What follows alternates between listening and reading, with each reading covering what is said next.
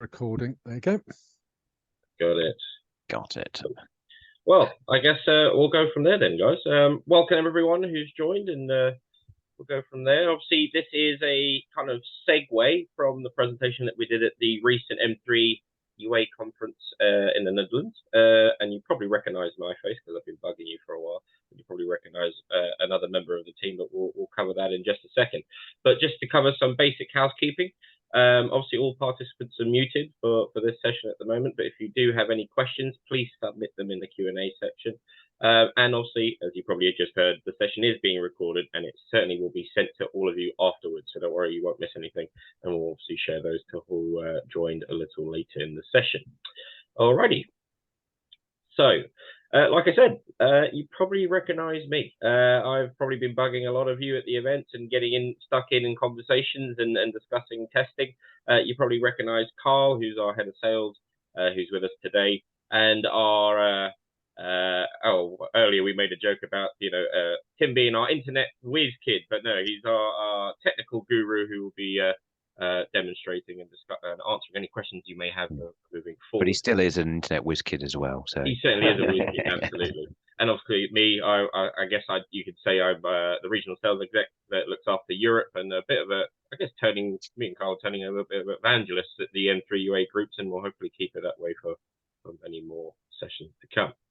Okay, so what are we covering today? Well, obviously we've covered the first bit, which is about us. We're going to discuss the future, our future of landscape for testing, the out-of-the-box implementation accelerators that we've created for the food and beverage industry, for the fashion industry, etc. That certainly will speed things up for you in the future.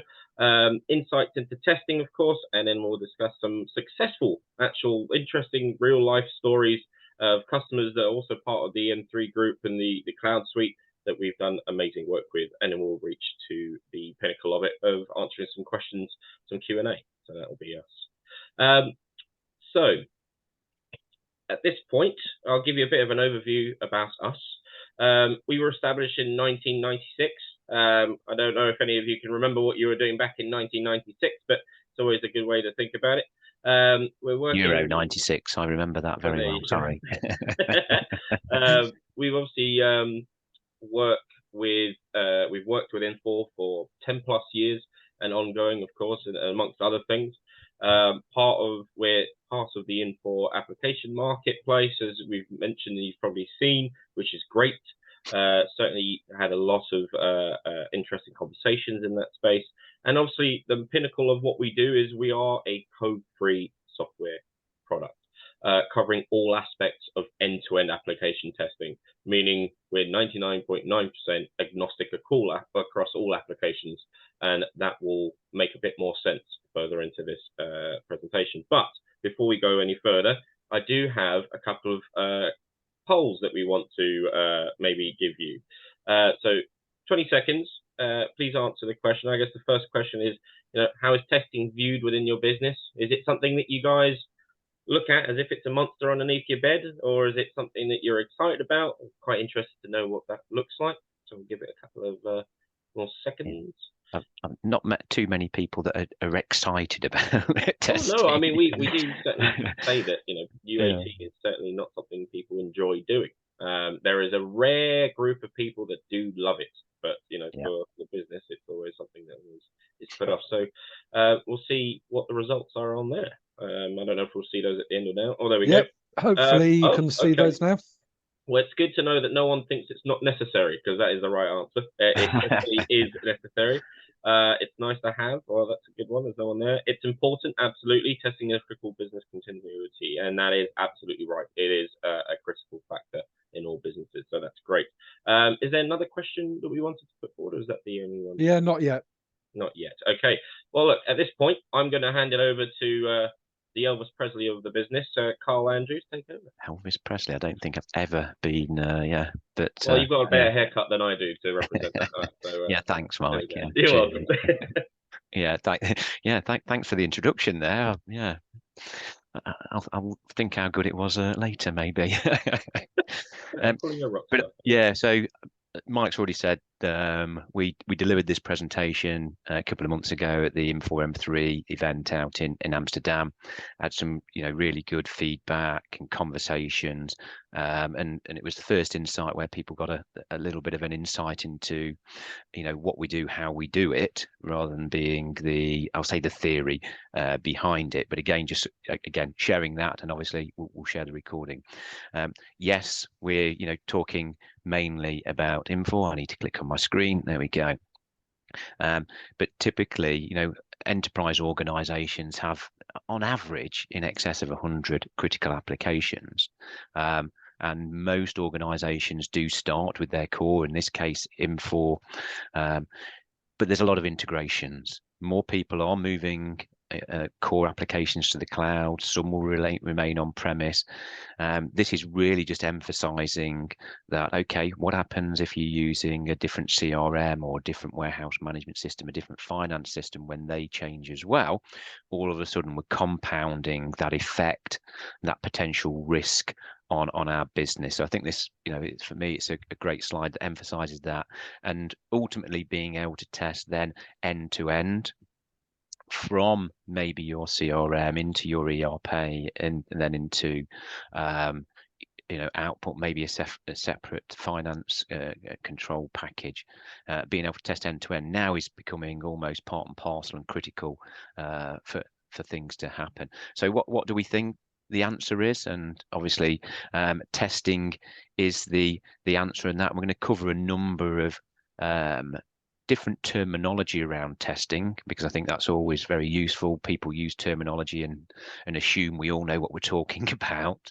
And there's a few different types of testing, and often it's the last test, but it's the first opportunity we have as an organization. We'll receive a service release monthly from Infor, or the major releases every half year, and the first time we can understand what that impact is by performing user acceptance tests. And obviously it's typically that first test, but it's often the last test that we get to do prior to accepting that update or that change onto the business.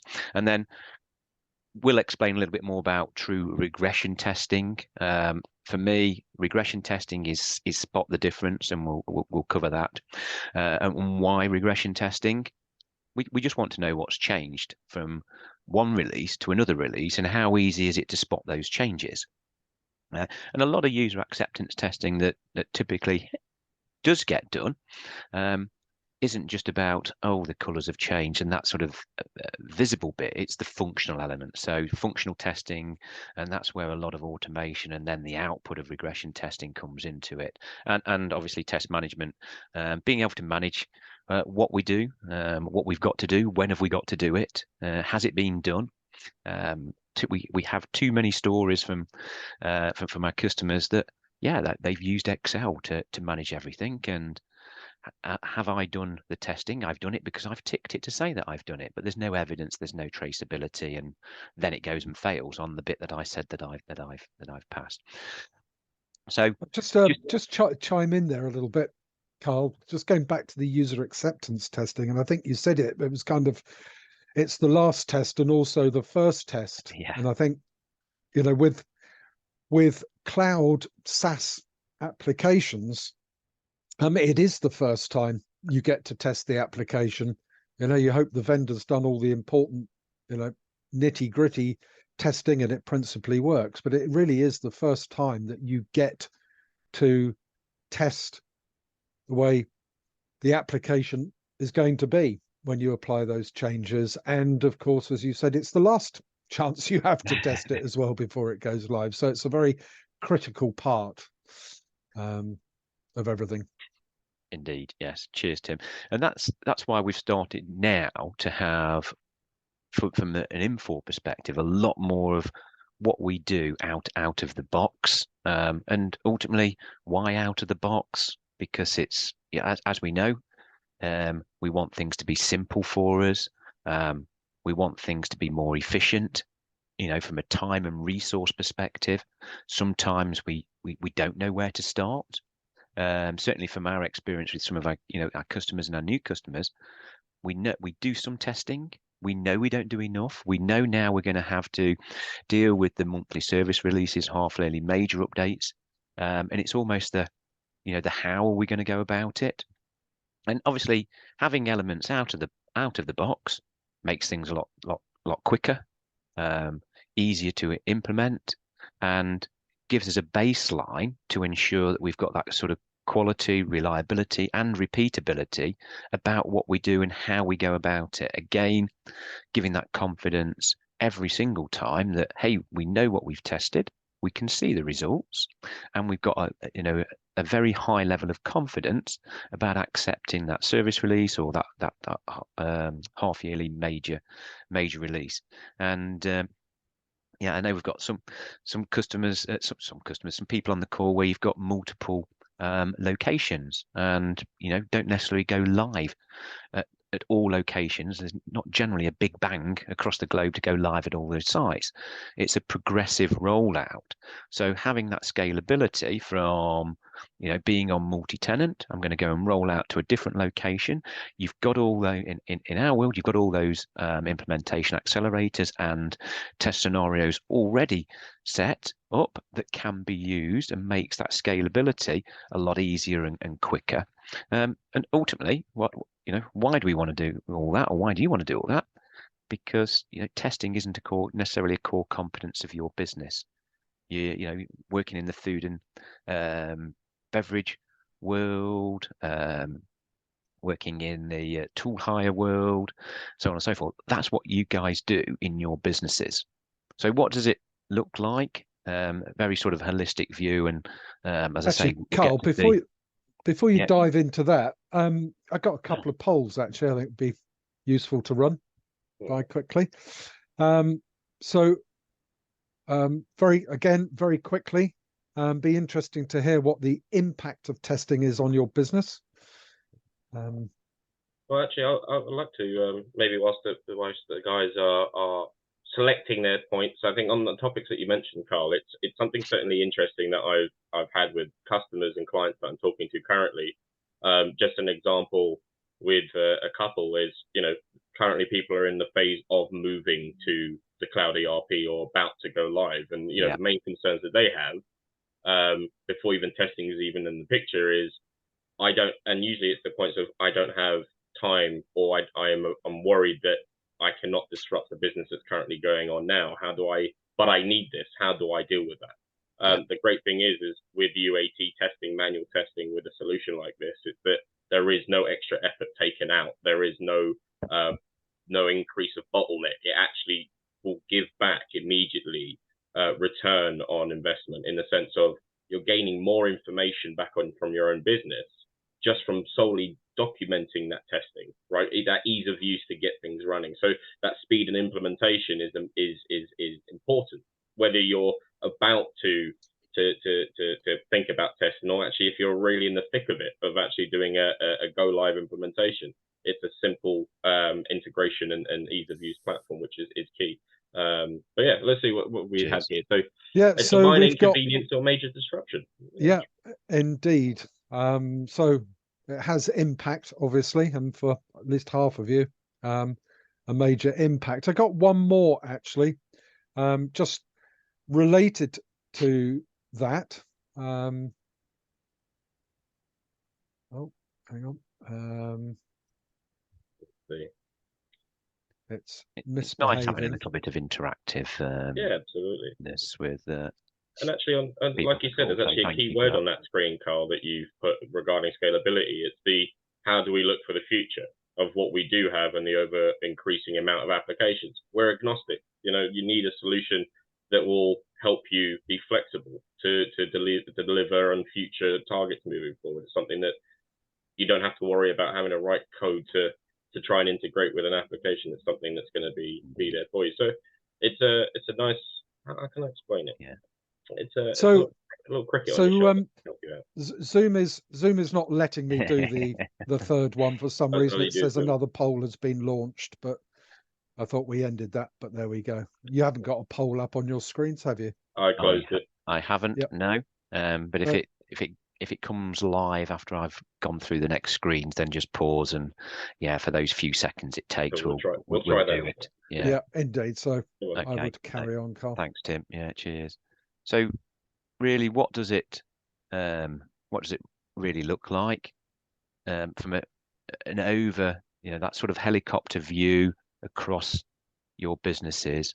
Obviously dashboards, totally customizable, but really why do we want this holistic view? Why do you need that visibility?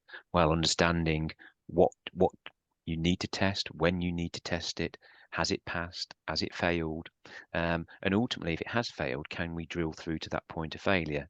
Back to my point earlier, regression testing, spot the difference. We'll touch on that a little bit more.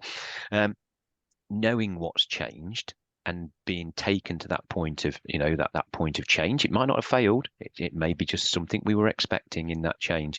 Really, really critical. So again, here, very simple dashboards, totally customizable, but really, what have we got to test, when have we got to test it, what's passed, what's failed, and then we drill into below that now. So if there's people on the call that have CloudSuite food and beverage or move into food and beverage, these are the food and beverage implementation accelerators, and often these are out of the box and delivered from all the functional areas that Infor suggest. All those areas may not be required for your business, not an issue, but it's a starting point. Often people don't know where to start and don't even know the scale of what we've got to do, and often people organizations have already got some test scripts that they do. So I have some that I need to do. We can compare that to the implementation accelerators. Guess what that gives us? It gives us that sort of initial gap analysis of, either the sharp intake of breath, oh my God, or hey, thankfully we're already doing a lot already. But as I say, it's a great starting point out of the box from a point of view of the key functional areas that we've got to go and be concerned with or deal with, and certainly as the service releases get released each month, they will impact some areas. The major releases will impact some areas of that business, so of those functional areas, sorry. So for example here, financial planning and reporting, if we know that major release has impacted that functional area, we know as a good starter for 10, we've got 91 different scenarios that we need to concern ourselves with. Then obviously there's the integration points or those business processes that go across into other areas. We start to build up and therefore build up that level of confidence that, hey, we've managed to test all of those different areas that we should be testing as part of that update. As I say, the implementation accelerators now across Infor out of the box, so it gives you that sort of starting point and that sort of that graphical view on the world in your business. And then as we drill through into, okay, we've got to go and perform some testing. So my view on the world now, I'm a tester in this scenario. This is my work to list. So what do I need to go and do? When do I need to go and do it? Again, the tests, you can allocate them to individuals, people, functions within a business, because ultimately I might need to go and do something. If they're automated scripts and you're running them overnight, when they've started, guess what? It'll show that it's work in progress. Guess what? It'll feed back up to the dashboard. So you've got that real-time visibility of what's being done throughout that testing journey. And then into another view on the world. So here we've got a number of different test plans, and straight away, red. I think we all know what red means, and an X, it's trying to draw our attention to it. I'm not going to say danger, but it's drawing our attention to it, because those failures in this case, the comparison to the original baseline, there's something different, and we might know, and we might have expected something to be different, as in a known. But more often than not, we're trying to prevent those unknowns from getting through into our production environment. So straight away, I'm being drawn to that particular test script where there's a change. And again, we drill through. And in this case, we've got a before and after. So my baseline. And all that's happened here is the name search box has just changed locations. And if there are any Infor XA or LX users on the call, yeah, I think version 9 and earlier, they're still using, believe it or not, for everybody else, they're still using some green screen. And all that's changed here is that location's changed. And from an automation point of view, that would not fail the test. It'd identify and flag it, but it wouldn't fail it, because as a user, we'd know that it's changed location. We would still click on that particular function and feature and go through and continue. That's exactly the same here. And that's part of some of the AI, the artificial intelligence self-healing that we've got within our software. And again, another example here, 2 scenarios, before and after. The purchase order price is different. We could have updated our exchange rates. We may have done there may have been an update to our CRM system that then's feeding that data incorrectly, or an integration could have broken. But it's a comparison back to our baseline.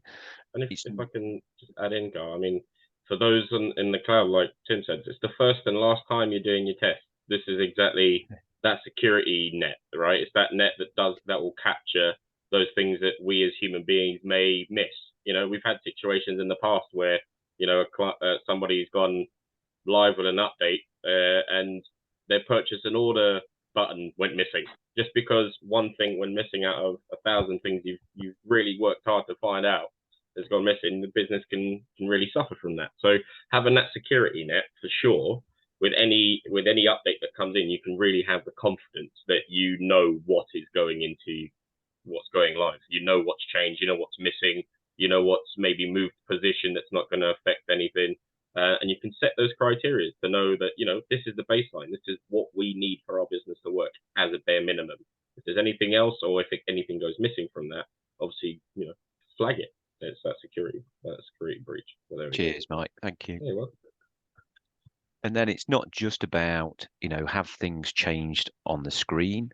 How often do you get feedback? Oh, it's so slow. It's taking me 5 seconds every time I press the button. All of that type of evidence is recorded as well in the background. There's a lot of data. There might be 500,000 different things on that individual screen that can change. But what about where we are calling out external services? Is our application responding? So it's giving that sort of user feedback as well, that, yeah, things are maybe taking too long to render. And again, set tolerances around that, and things can be flagged and to pass or fail based on that. So real sort of true user testing. And then I think for me, one of the most important elements is the evidence associated with our testing. So here, just for those that recognize it, M3 CloudSuite, and down the right hand side there, as that test is being performed, whether manually or automated, we're capturing every single screenshot, every single step, every single little transaction. So if there are people on the call that are regulated by the FCA, or in the Financial Conduct Authority, or in the US, the Food and Drug Administration, software validation and compliance side of that software validation in your businesses will probably be a nightmare for you, because you have to have that evidence, you have to have that traceability to be compliant in those highly regulated industries. It's an automatic output. From that point of view, the evidence and traceability is there to demonstrate that I've no longer just ticked my Excel sheet to say that it's been done. Hey, I've done it, and there is the evidence. So it underpins that compliance and regulatory space, but also gives IT leaders the confidence that when the testing has been done, it's been done, because that evidence and traceability is all there. So literally the next step here, just got a short little 1-minute video, and you'll see it just going through across a different number of applications, he says. And if I click onto that, there should have been one that opened up earlier, but here we go. And into there. So what we've got here, other than the swear word in the top right-hand corner being SAP, so here a test is being performed, and from a user perspective, the user doesn't need to do anything different. And what I mean by that, they're not writing any code. They already know how to go and create a purchase order, a sales order. That's exactly what they go and do. We're capturing all of that evidence, that traceability with every step we do, along with all the information in the background. So what we've done there is we've gone from an on-premise solution into a cloud, could be customer portal, into a green screen. And you can see down the right-hand side that one test script has gone end to end across a different number of platforms. And how do we report things back to the likes of Infor? So again, this can be used to annotate a particular failing, a particular area, or we can use it as hey, we've now gone and captured all of our business processes and documented our business processes. We might want to bring particular emphasis on certain areas for users. And guess what? With those tests, with those reports, you can output them here. We've got a Word document that's just output that entire testing that's gone on, every single click, every single transaction, again, even the annotation that's in there. Can I just chime in there, Carl, on this too? Well, I think one thing that everybody needs to keep in mind, this bridges the gap between that issue that everybody's had in business across the last 10 years, is that IT do not communicate well with the business. What does this do? It gives the same language between both sides of the business. There is no miscommunication. It's the same information that is captured because it's automatically captured. There's no need to have someone to overthink or try and write a report. That information that is fed back to the IT team or the technical team can clearly understand what's there, and what's fed back to the business user is exactly the same language that they've captured. So there's that clear understanding. There's no misunderstanding. And like you said, for training material, you can use that. For any new user, you can use whatever information that's in there. And for reporting issues, as you can see, there is no code. It is simple language. It's something that we can, as I like to say, back from my IBM days, is the one question, can you explain the cloud to your grandmother? Well, this is as simple as trying to do that. It is taking something very difficult and simplifying it to achieve the best results. So yeah, go on back, Carl. Cheers. So why Mike was talking there, the last bit, the video that was running through is again another output. So again, another separate use. People will perform their testing. A separate output is, hey, we've now captured all of our business processes. You can output them into Word, into PDF, or into a short video file. And we see now our customers uploading those into their learning management systems. So when they're onboarding new people into the organization, may have a new starter within commercial, for example. How do I go and create a sales order? Oh, here's a short video. This is how you go and perform that. So again, it's I know we're talking testing, but there's a lot of peripheral advantages to be had by, hey, we've captured that data. How might we go and use that evidence, use that traceability? So I'll just flick back to the slides, he says. See, while you do that, Carl, that third poll is now available. Now? Yeah, so super. Just very quickly, again, be interesting to know where testing comes in your business priority list, not necessarily your own priority, because it might be higher up the list than what the business thinks, but it would be interesting to know.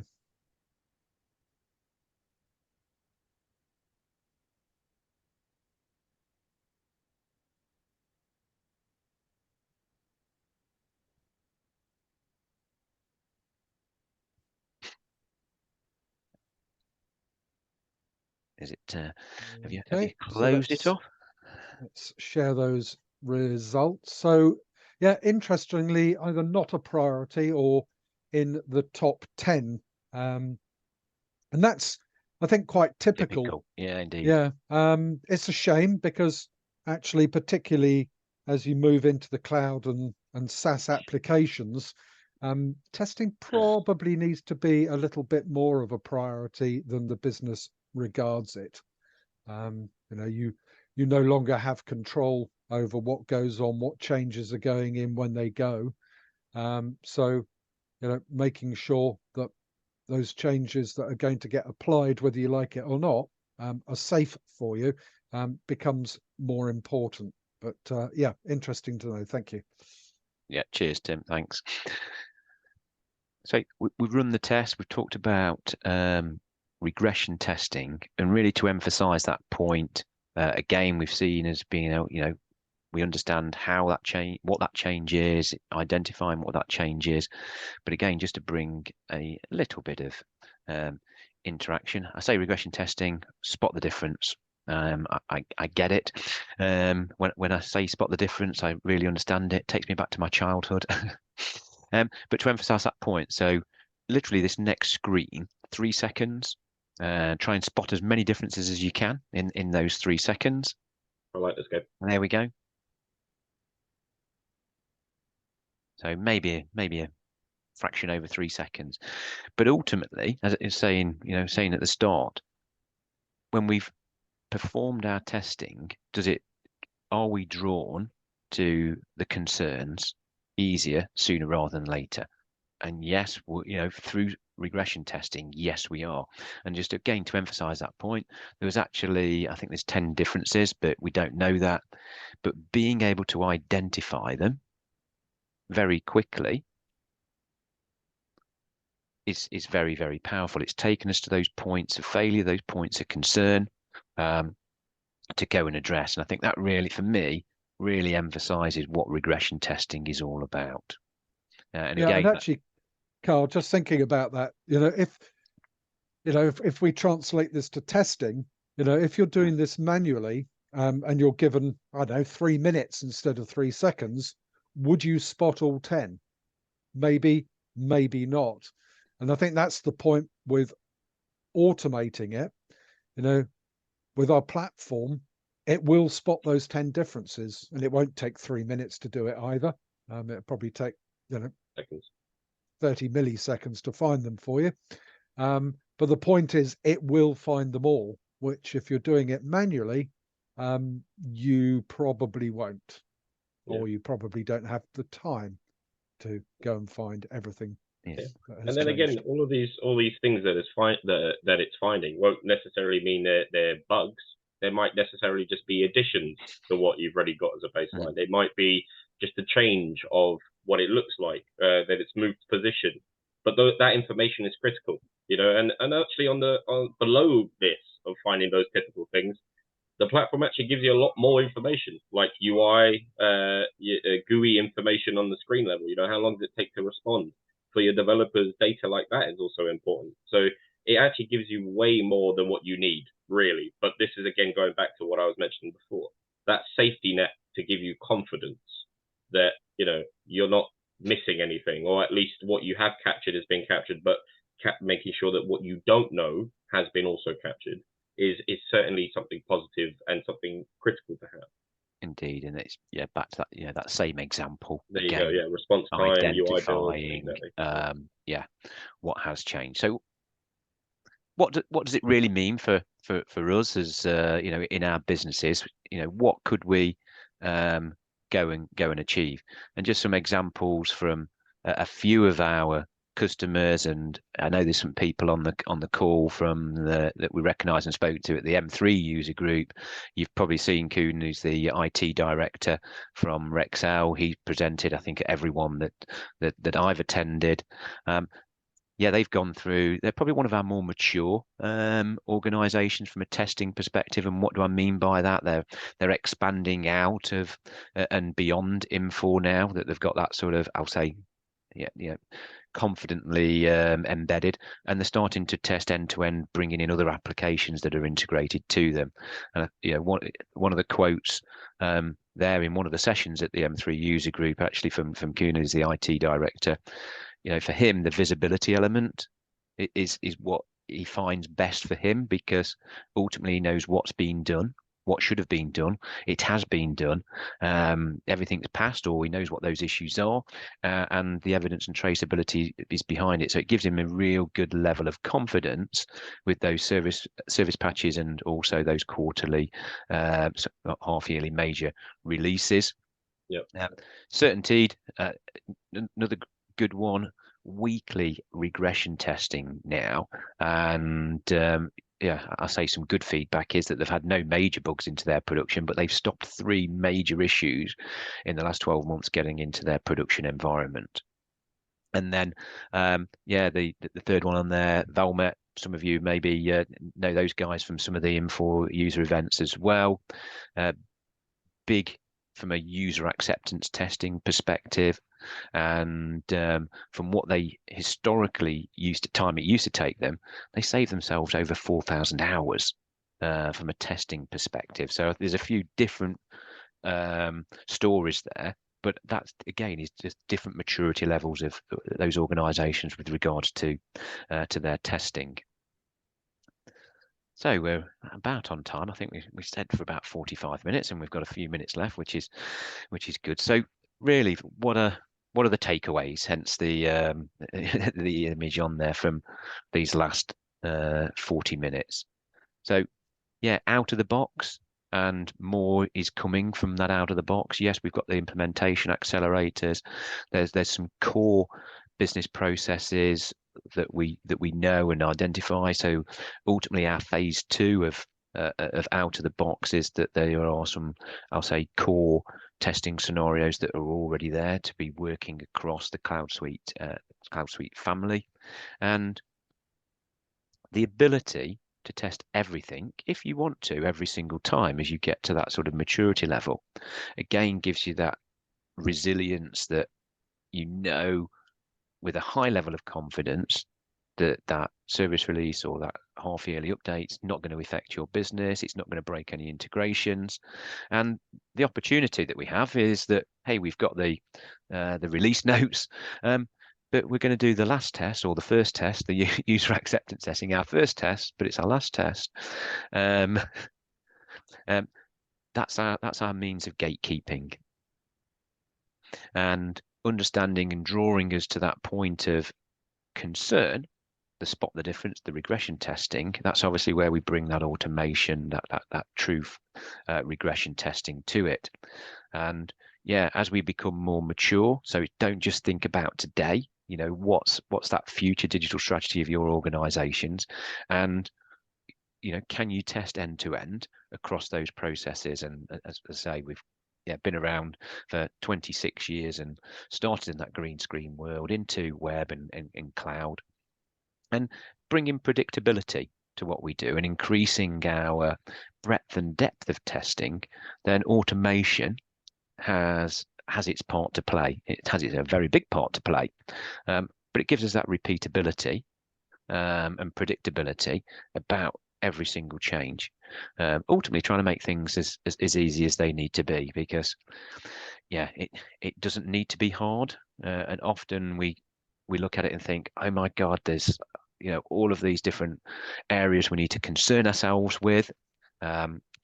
You can't go and eat the elephant all in one bite. As I say, we've got various Infor customers at different maturity levels. So again, there's a lot of learnings that can take place. The Infor community and the user groups provide that brilliant learning community for us and for anybody else. Absolutely. So yeah, the future is bright, and hopefully we've had some questions pop through in the meantime as well. And if you haven't, or if you've got some questions, then is it down the bottom? I think there's a Q&A. Yeah, Q&A section, Q&A or chat, either will do. Drop them in now, and hopefully, Tim, you've got the summary of any sort of questions.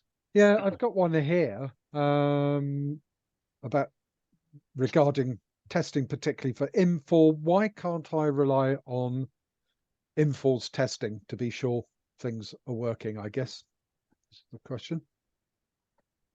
It is. Which I could. I can handle that one if you like. Yeah, well then. I think, Infor do test CloudSuite, obviously, that it functions. What they can't do is test it with your data and your scenarios and your configuration, and they can't test it with your integrations. Yep. So they have no idea what a change that they make to something is going to have on your customer or supplier portal, your CRM, your warehouse management system. So this is all about validating that the changes that Infor have made, the improvements, the bug fixes or whatever, are not going to have an adverse effect on your business. Indeed, yeah. I mean, functionally, yes, it works. What's been added, what's been removed, what new functionality has been added, and what's that impact to our own environment. There was a, I think it was an aerospace and defence client, and a little checkbox had been removed. So I don't know if anybody's on the call from the aerospace and defence world. You need what's known as a first article inspection report, same as in medical device manufacturers actually. And yeah, that needs to be shipped with products. And I think that checkbox removed that little flag. Functionally, yeah, the system was working, but that stopped them shipping product out of the door for a known period for a period of time. So yeah, it's identifying those changes and what is that impact, isn't it, on our business? Okay, another question actually, Carl. I think you can probably handle this one. I don't just have Infor CloudSuite. We've got some on-premise applications, so I guess a mixture of cloud and on-premise. You know, does your solution work in that environment? Well, I suppose the simple answer is yes, and that was really, I think, through the presentation, and a lot of that emphasis is on, yeah, people start because they've had that immediate big bang. Hey, we're moving to CloudSuite, but then businesses have many other applications that are integrated. So, you know, two questions from the CFO that often we get asked. With any change, has it broken my order to cash? Has it broken my procure to pay? And often they can go across different applications from, you know, different CRM into my, you know, into CloudSuite, into maybe manufacturing. I might be using a separate financial package. The simple answer is yes, and you know, being able to test around those integrations, but also take that end-to-end process gives us and you guys, and certainly in this example, the CFO, the confidence that no, nothing is broken. And that's a critical thing because, you know, not all applications, you know, you can necessarily move every single application to the cloud. You'll still be retaining some critical on-premise applications for maybe a number of years to come. Yeah. Thank you. Okay, one last question, and it relates to how easy is it to get your product up and running? Very. To which, yeah, indeed, very. You know, it's a simple thing, and it depends what you're talking about, really. You know, as we've seen, we have the kind of start of a 10, as Carl likes to refer to it, with the implementation accelerator in there. So the test management part, the support for the, you know, manual user acceptance testing is very quick and easy. And actually it will take your testers, you know, a matter of an hour or two to get familiar with the application and to start using it and to start delivering benefit. When we get to automation, it's obviously a little bit more of a project to get that up and running.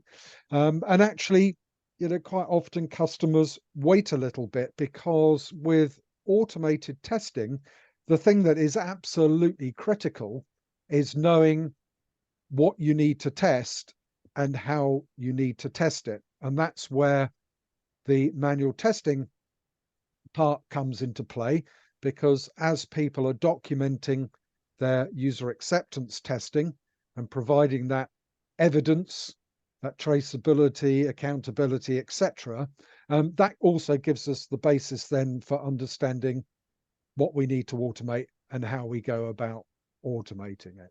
Yeah, but there are other parts of the software that make automation easy.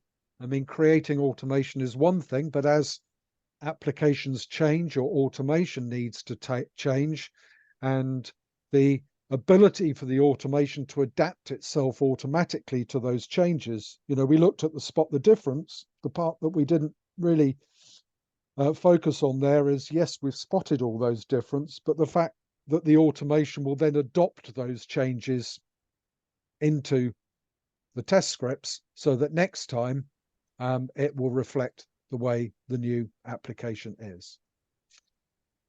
Okay, I don't think there is anything else. So we're about on time as well. So yep. you know, I think just a reminder, this was recorded, and we will let you know as soon as that recording is available. So please feel free to rewatch it, share it with others. I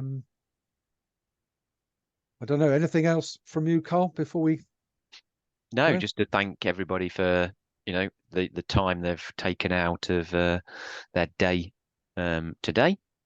You know, very much appreciated. And yeah, those the recording will certainly be sent to you over, I'll say, the next 24 to 48 hours. Of course. And I mean, from my end, I'll probably drop an email to all of you, see how you're doing, and if there's any questions that may come up regarding that, if you'd like to have a chat following that. I know we have a few calls booked in with a couple of you already, so don't worry about that. We'll be speaking to you soon. And then also, if I don't speak to you by next year, we hope to see you at the next event, which is in a new hotel apparently in Manchester. So we're looking forward to that. Yeah, and thank you everyone from me as well. So enjoy the rest of your day. Yes, thanks guys. Bye everybody. Cheers. Bye. Bye. Bye-bye.